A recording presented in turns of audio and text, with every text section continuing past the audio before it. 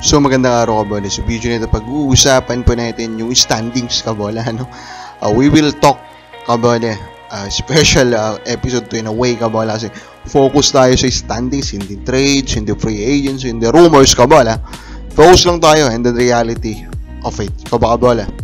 Handa ka na ba dito sa hindi pa nakasubscribe, pakipindot naman po yung subscription button. So, comments muna ng mga fans, layo pundan now. Malakas sana yung Isaac Go kung hindi siya kakain. Sabi niya kabalo, sabi nito na malakas kumain sa Isaac Go na mataba siya. Ronald Berbusidad, pa-shoutout sir. Malyari Mascarinhas, pa-shoutout naman idol. Thank you so much. Regards to Mikey, sa SMBN mapupunta because TNT need keeper. The scenario is playing rights of keeper will go to SMB. TNT will trade the playing rights of Mikey to SMB and next get Teng plus a draft pick and Nava and Rabiena will be going to TNT. So, yun yung point. Kabola Malyari Mascarinhas. Again, paulit-ulit natin sinabi, si Malyari Mascarinhas po is an avid viewer of our videos. Kabola, unfortunately, sa dami na po niyang napukol dito na mga ganito pong mga trade potential scenario, kabola, wala pa pong nangyayari. So, believe him, kabola, when it happened. Eastern faces good problems in simultaneous playoff chases. So, Eastern po kabola. Hong Kong Eastern is playing in 3 leagues right now. And they're competing all in the playoffs kabola. Nakakatuwa nga eh. At saka nakakaya din ulit yung last na pagkatalo po ng San Miguel sa kanila. Di ba kabola? Kasi pagod na pagod itong mga players ito kasi talagang sabak na sabak eh. Kabola eh. Pero overall, pinasok nila to.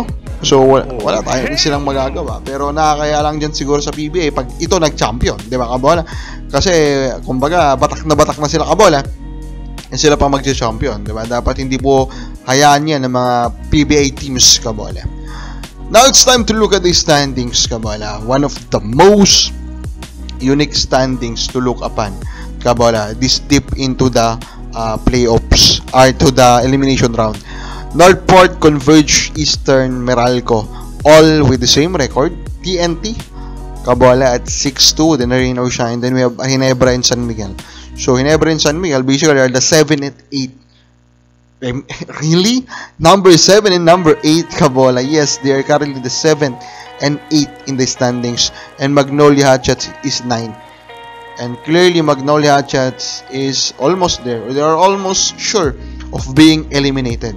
Did you ever imagine, kabola, that even with all the trades that they have done, hindi naman nagtapos, di ba? Hindi naman nag-end, kabola. Hindi naman tumigil sa pagte-trades o sa paggamit mo ng mga farm teams, ang Ginebra, ang San Miguel, kabola, and even Magnolia. Pero did you even imagine that in this year, 2025, we will see them this low? We are only around 2 weeks po in the elimination round, pero napakababa po nila sa atin pong standings. For me, of course, I never imagined this, kabola.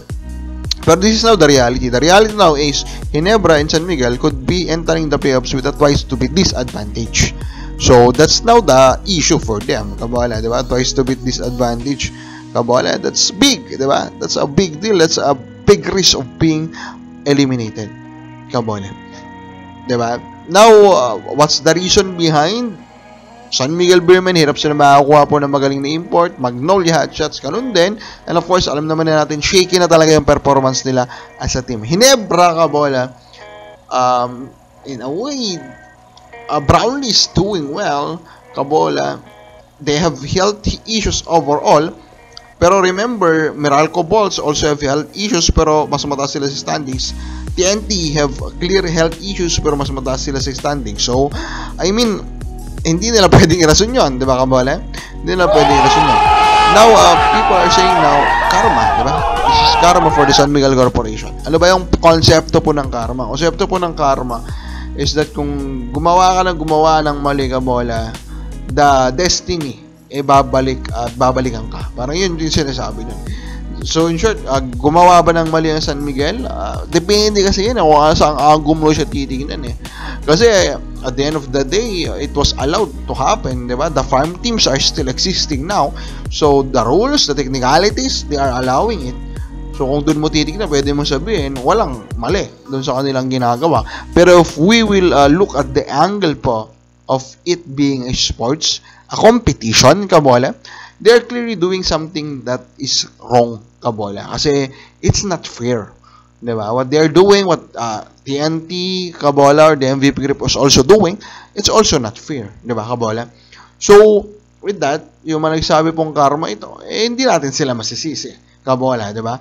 So, kung mga fans po ng Ginebra, San Miguel, Kabola, karma na ba ito? Comment lang po sa baba.